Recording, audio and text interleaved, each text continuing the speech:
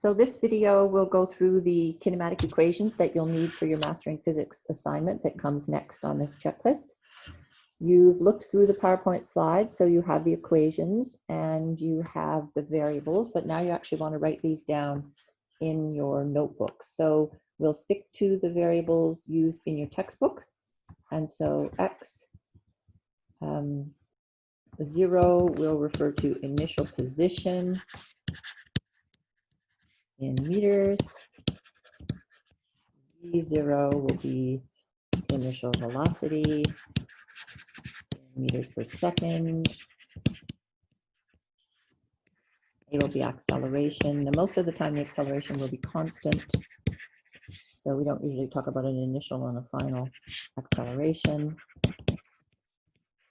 And t, of course, is time. And then for the final velocity, they just use v. Now, often I use vi and vf for initial and final velocity, but this is okay. This is what your textbook uses.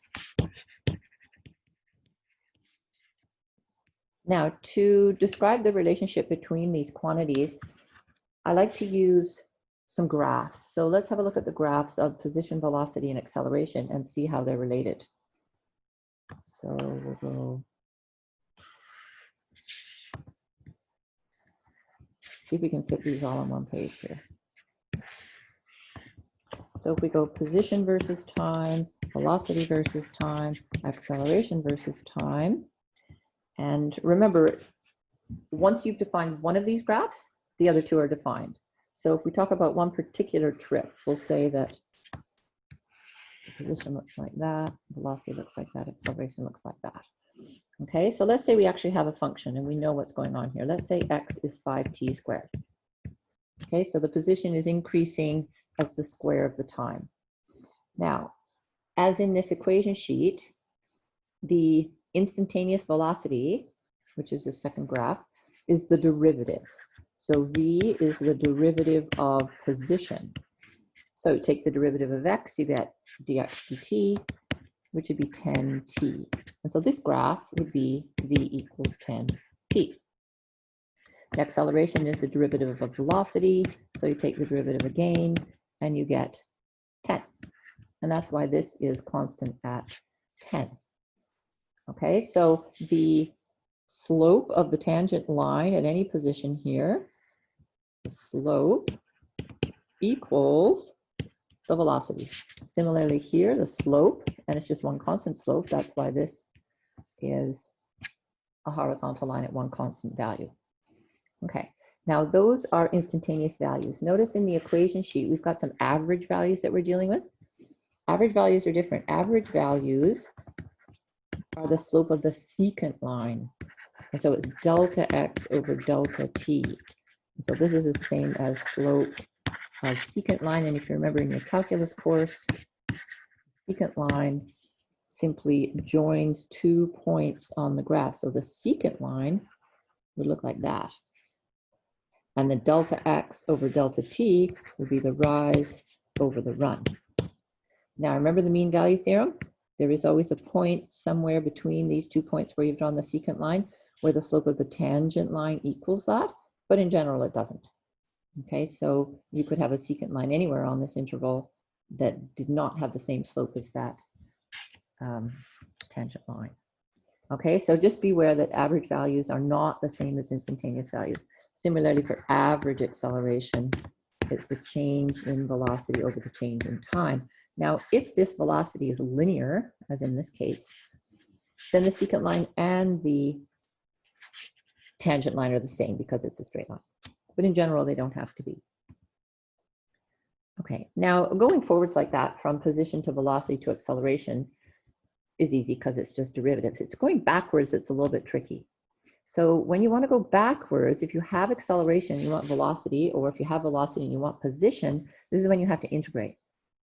So I guess I can do it here. So if we have 2 points in time, say we have t1 and t2, and we know this acceleration graph. Remember, the area is equal to the integral between t1 and t2 of a dt. That's just from your calculus. Now, if we go to the equation for kinematics here, which is this equation, we need to now relate these two things. Like, how do we get this area and what does it have to do with velocity? So we start with this equation that A is dv dt. To go backwards, we cross multiply here and we get dv is A dt. Integrate both sides. Now remember, the limits of integration here have to match the letter in the little d whatever's in the integral. So this would be from t1 to t2. But over here, because it's a v, we'd go from v0, or we could call it v1, I guess, v1 to v2. And it's very important that you do this integral on the left-hand side. You don't just write v, because when you do that integral on the left-hand side here, you get v2 minus v1. Or in other words, you get delta v is equal to this integral between t1 and t2 of a dt. And so what we can now say is this change in velocity equals the area under the curve.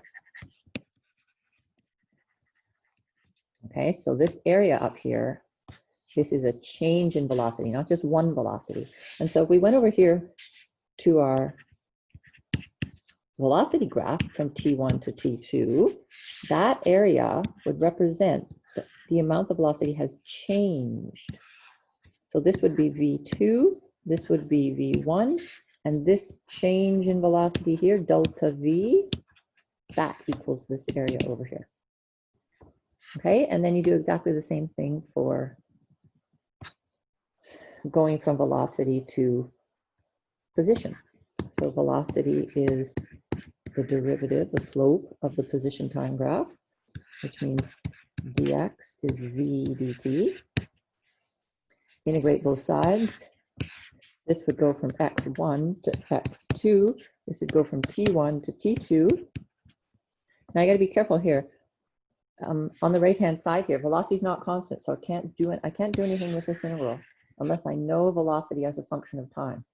But here on the left, it's not a problem. I would integrate that, and I get x2 minus x1, or delta x, which is displacement. Change in position is displacement. Is equal to the integral of v dt between t1 and t2. Okay, and so that is in general what the position would be. Now on the formula sheet, the way they've written that, they've simply let x1 be x0, and they've let t1 equal 0. And so they get that x equals x0 plus from 0 to t v dt. Okay, so that is in general, and that is starting at t equals 0.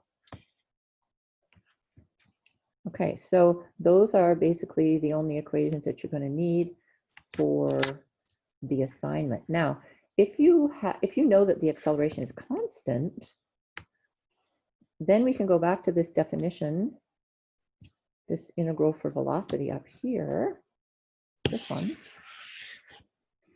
and we can see that when you actually do the integral, you get that v equals v0 plus the integral of a dt from 0 to t. But if a is constant, we can take a out. Then we just have the integral of dt. And so this is how you get that the final velocity is equal to the initial velocity plus at. But notice how that's only when acceleration is constant. I can only go from this step to this step if acceleration is constant. So it's very, very important that you are always aware that you can only use that for constant acceleration. If I then take this and put it into this equation, then I get x 0 plus the integral of v0 plus at dt. And then this is how you get the, just simply integrate that. v0 is constant, so it's v0t. Acceleration is constant, so it's 1/2 at squared. And that's how you get the position as a function of time for constant acceleration. And that's also on your formula sheet. Now, the other two equations of constant acceleration you get by manipulating these two. So subbing v0 in, eliminating, either solving for t, putting it in here, and you come up with these two. You don't have to know how to derive these, but it is handy to be able to use these. V0 squared plus 2a delta x is the third one that's very handy, and delta x is 1/2 v0 plus v times t. So those are the four kinematic equations of constant velocity. 1, 2, 3. And